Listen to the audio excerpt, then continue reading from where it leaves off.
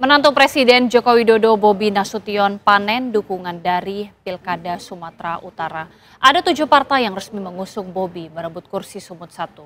Lantas, akankah PD Perjuangan memberi perlawanan kepada Bobi yang berstatus mantan kader Banteng?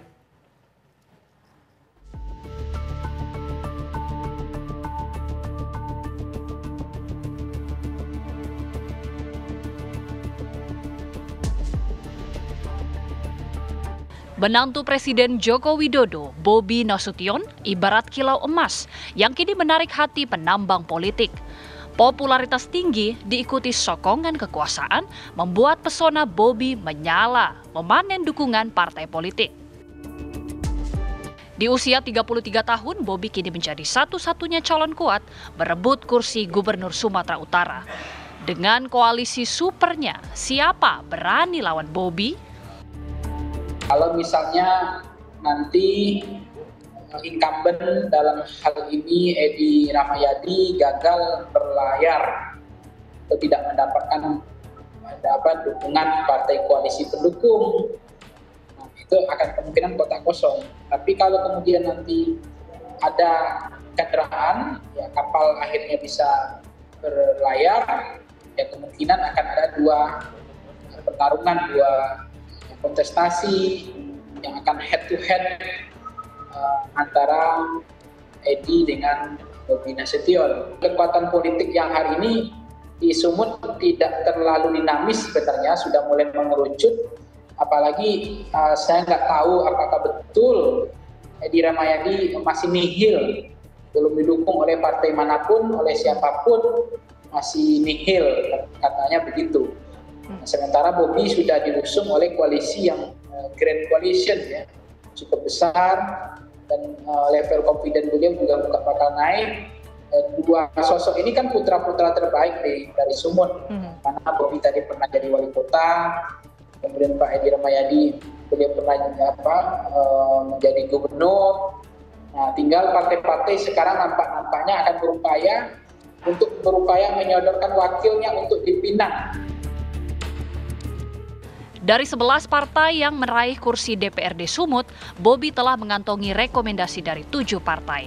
Gerindra, Golkar, PAN, Nasdem, Demokrat, P3, dan PKB menyatakan solid mendukung Bobi. Kini hanya tersisa 4 partai, yakni PD Perjuangan, PKS, Hanura, dan Perindo yang belum memutuskan kemana arah sokongan. Lantas bernyalikah kandang Banteng memotori perlawanan? Atau mungkinkah Moncong Putih turut membebek memberi tiket ke Bobi kendati pernah tercatat sebagai kader yang dipecat?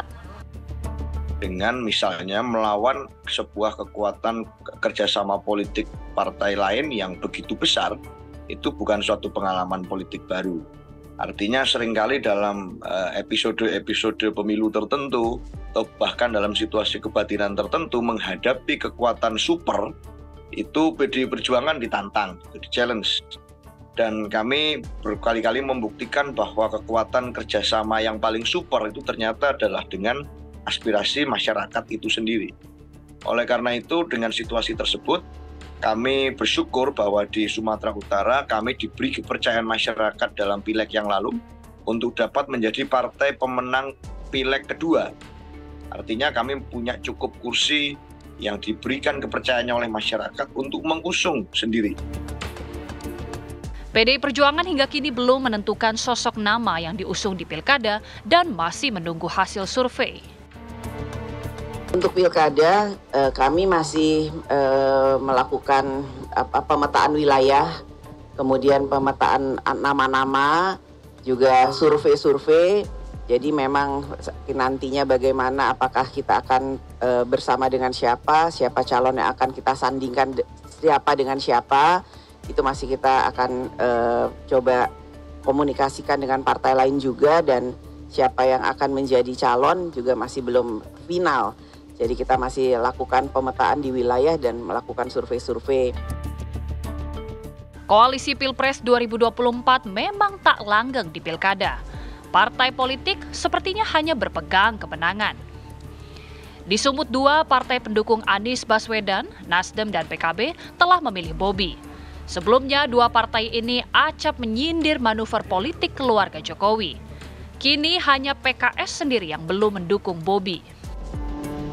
Suara di akar bawah sih ke Pak Edi Rahmayadi cukup tinggi. Tetapi Mas Bobi juga punya tawaran yang menarik. Ada Mas Abdul Aziz, ada Pak Bari Simorangkir, yang itu semua masih terus kita cermati. Dari internal juga kita terus mencari kemungkinan kader-kader diusulkan. Ke rumput sebetulnya lebih kepada kalau bisa dulu pendukung Mas Anies Baswedan, Nasdem, PKB, PKS bersatu. Nah, tetapi PDIP juga punya tawaran yang menarik. Tapi Mas Bobi, Gerindra juga datang, jadi semuanya sedang dipertimbangkan. Kini PKS dan PDIP pun membuka peluang berkoalisi di Sumut. Kedua partai sudah saling mengunjungi. Realitas politik sepertinya akan membuat minyak dan air, PDIP, PKS bergandengan melawan dominasi menantu Jokowi. Ini sebetulnya kunjungan balasan karena PKS sudah 2 kali datang ke PDIP, kunjungan balasan. Ini adalah dalam rangka untuk mempererat tali persaudaraan antara dua partai, PKS dan PDIP. Nah, tentu saja kedekatan ini akan kita jadikan modal untuk sama-sama melangkah untuk membangun Sumatera Utara agar lebih baik ke depan. Sebenarnya kebersamaan itu kita ingin bangun bukan saja nanti di provinsi, tetapi juga sampai ke kabupaten kota. Ini masih dalam proses. Sepertinya hati nurani saya dengan hati nurani Pak Usman dan teman-teman semua kok berdetar bersama gitu loh. itu saya nggak tahu tanda-tandanya itu seperti apa. Tapi di tataran kami, PDI Perjuangan maupun PKS, tidak ada wewenang kami untuk memutuskan siapa calon gubernur Sumatera Utara. Kalau usulan, boleh. Namanya juga usulan. Baik PKS maupun PDIP tengah menjaring nama bakal calon gubernur Sumatera Utara. Sejauh ini ada dua sosok yang berpeluang besar diusung PKS maupun PDIP, yakni petahana Edi Rahmayadi dan Wali Kota Medan Bobi Nasution. Tim TV One mengabarkan.